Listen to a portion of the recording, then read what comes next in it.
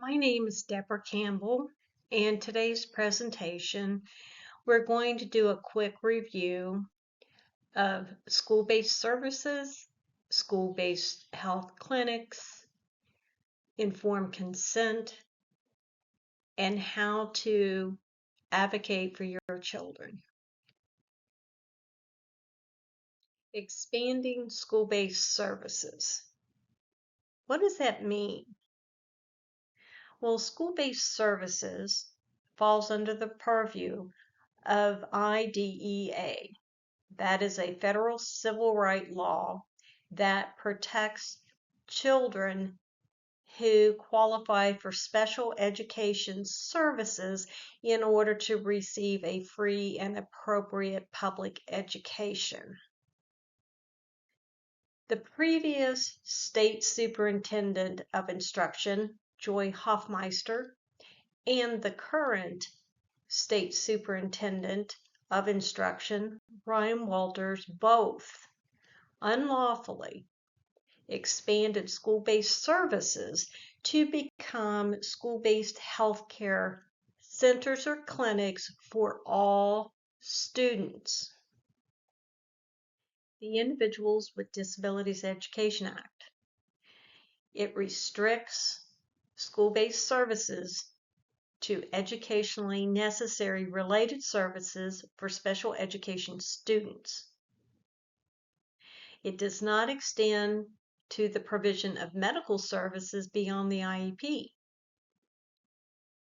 Parents, it is your responsibility as your child's advocate to read the federal law IDEA and read the definitions. You need to understand the definition under IDEA for an IEP, what is an IEP, what is permitted and not permitted in an IEP, what is the definition of educationally necessary related services, and what is the definition for medically necessary related services. Again, you can't rely on the IEP team and their attorneys to explain everything to you because you may be misinformed. School-based health centers or clinics, they're federally funded. Now that federal money in Oklahoma, it came through a Medicaid grant. That money was appropriated to create the centers or clinics in the schools. And in Oklahoma, that grant will expire in 2026, and the financial sustainability for the centers and clinics will fall on the state and the community.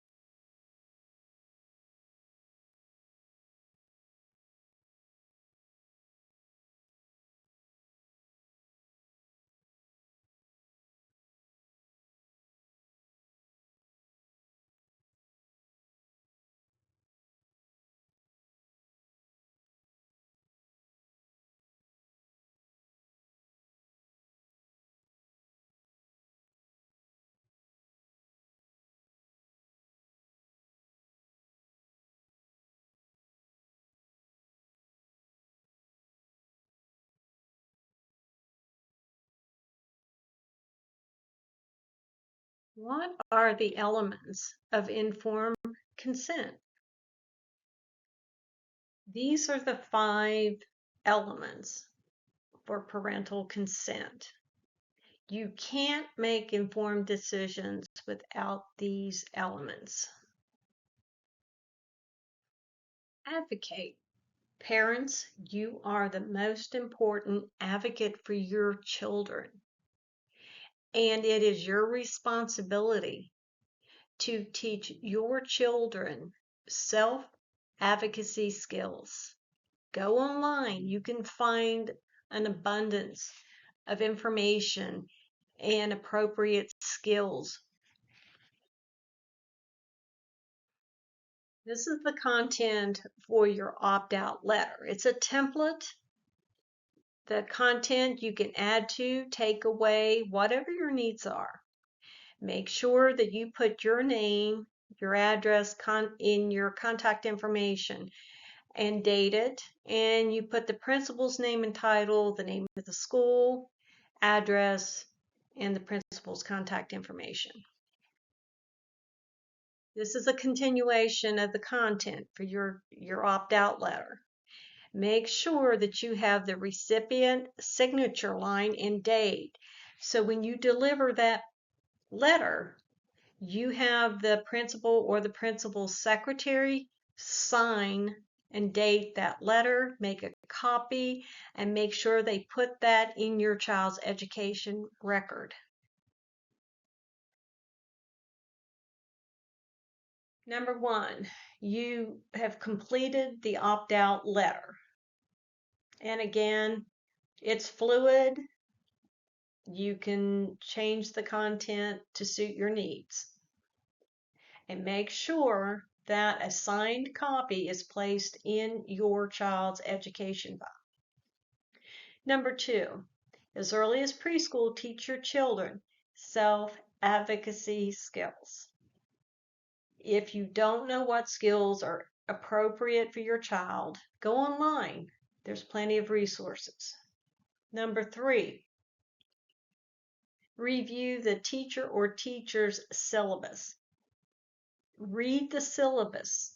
Ask questions. Ask the teacher or teachers to review the digital resources they will be using.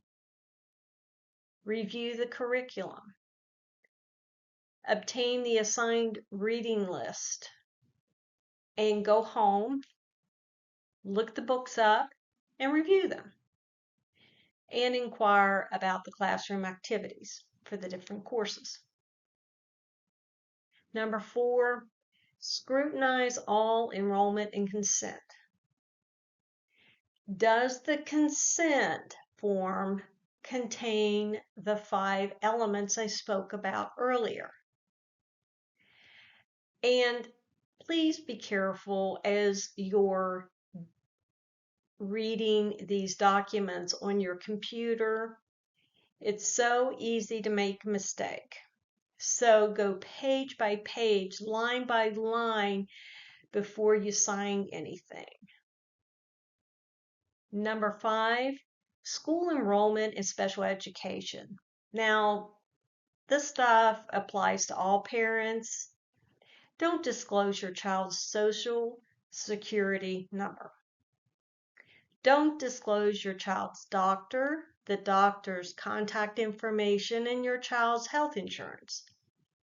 Don't disclose your social security number and your income. It's none of their business. Don't disclose your private health insurance, or if you're on Sooner Care or in Sooner Select, again, they don't need to know. You don't need to give it to them. And last, special education. Children who qualify under IDEA, there is federal money that is appropriated to your child for their related services. Therefore, you don't need to enroll in the Oklahoma school-based Medicaid. If the school or the IEP team insists that you sign up for this, you need to be asking why the federal money is not covering your child's related services. What are they doing with the money? And most important, don't use your private insurance to cover the related services at the school. In closing, these are some links that may be of help. Please visit my Substack page, scroll all the way to the bottom, and start there and work your way up. Because that way, each article is going to inform you about the subject matter, and you will be updated as to the issues here in Oklahoma. And Stand for Health Freedom is an excellent resource. They cover so many different issues, but primarily on the federal level.